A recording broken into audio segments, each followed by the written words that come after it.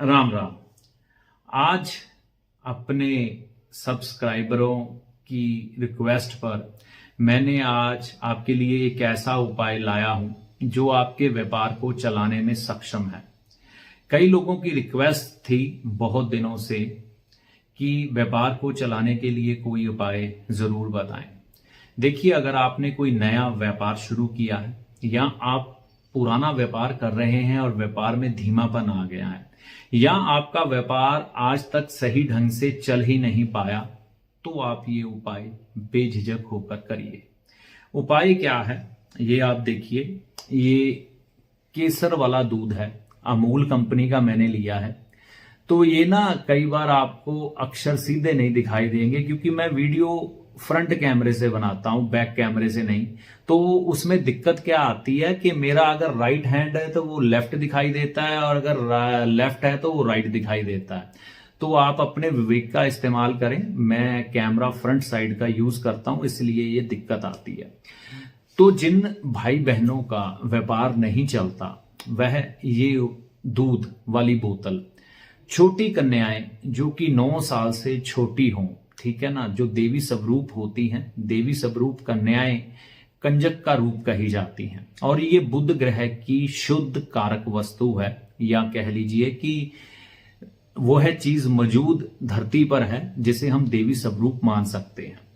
तो देखिए, एक चीज का सिद्धांत समझने की कोशिश करिएगा। अगर आप थोड़ी समझ रखते हैं तो मेरी इस बात को बेहतर ढंग से समझ जाएंगे। अगर ज्योतिष की समझ रखते हैं, जितनी भी वनस्पति है ना, जितने भी पेड़ और पौधे हैं, उनमें पत्ते जरूर होते हैं और वो हरे रंग के होते हैं। अब कोई पेड़ फल देता है, कोई फूल देता है, कोई नपुंसक पेड़ होता है, यानी कि ना वो फल देता है ना फूल देता है, ठीक है। तो ये सभी चीजें बुध ग्रह का प्रभाव लिए होती हैं। इसीलिए कहते हैं जिधर देखूं उधर तू ही तू है, तेरा जलवा हर जगह रूबरू है। तो पेड़ जब हम सींचते हैं पानी के द्वारा तो हमें क्या मिलता है आखिर में? ध्यान से समझिए। या तो फल मिलेगा या तो फूल मिलेगा, या खेतों में कोई चीज उगेगी तो हरी वनस्पति के अधीन पहले पत्ते निकलेंगे, बाद में उसमें कोई सब्जी या खाद्य वस्तु निकलेगी जिसका हम सेवन करेंगे। तो ये बुध के अधीन ही आ जाती है। तो बुध यानी कि जब मंदा हो तो इंसान के जीवन में कहीं ना कहीं फल, जैसे कि वह मेहनत करता है और उस मेहनत का जब उसे फल नहीं मिलता, तो इस चीज का ये मतलब है कि बुध कहीं ना कहीं उसकी कुंडली में खराब हो रहा है। तो बुध को ठीक करने के लिए, यानी कि व्यापार चलाने के लिए, आपकी मेहनत बेकार ना जाए, इसके लिए कंजक स्वरूप देवी जो कि 9 साल से छोटी कंजकाएं होती हैं, कन्याएं होती हैं, उनको ये दूध केसर वाला ही पिलाना है। केसर वाला क्यों मैंने कहा? देखिए, केसर है बृहस्पति की वस्तु और दूध है चंद्रमा की वस्तु। तो बृहस्पति का संबंध खाना नंबर 2 जो कि धन स्थान है, जो धन जोड़ता है, और खाना नंबर 11 उसमें दरबार बृहस्पति का है, वहां पर कब्जा चाहे शनिदेव का है, ठीक है ना। तो खजांची बन के बैठे हैं शनिदेव, लेकिन दरबार है बृहस्पति का। किस्मत के आधार पर ही लाभ और हानि होती है।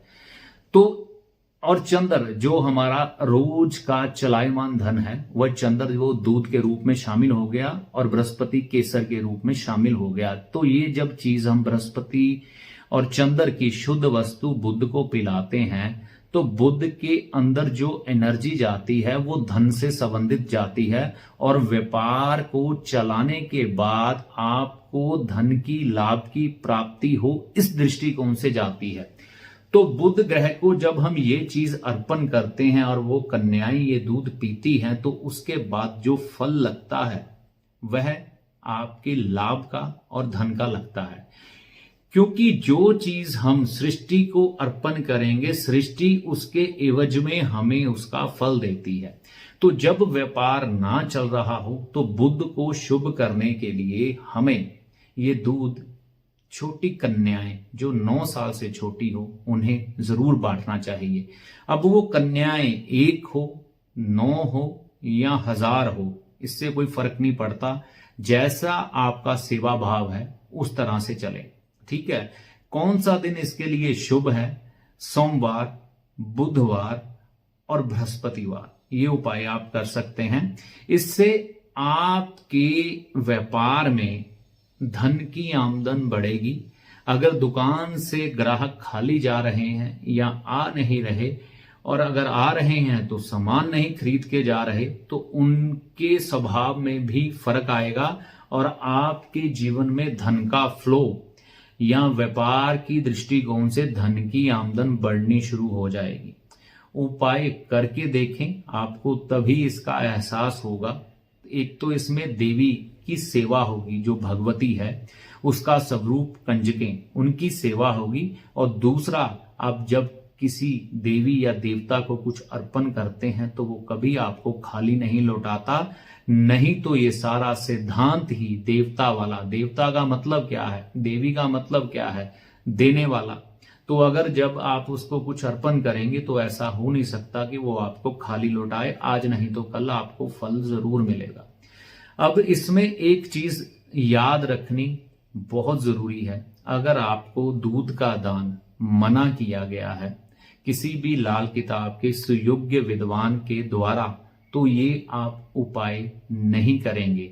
अगर आपको इसकी जानकारी नहीं है तो किसी भी सुयोग्य लाल किताब के विद्वान से अपनी कुंडली का फलादेश जानकर, यानी कि आपको ये दूध पिलाना चाहिए, यानी कि दूध का दान करना चाहिए कि नहीं, ये जानने के बाद ही ये उपाय करें। आपको भगवती की कृपा से लाभ अवश्य होगा। अगले वीडियो तक के लिए जय माता दी।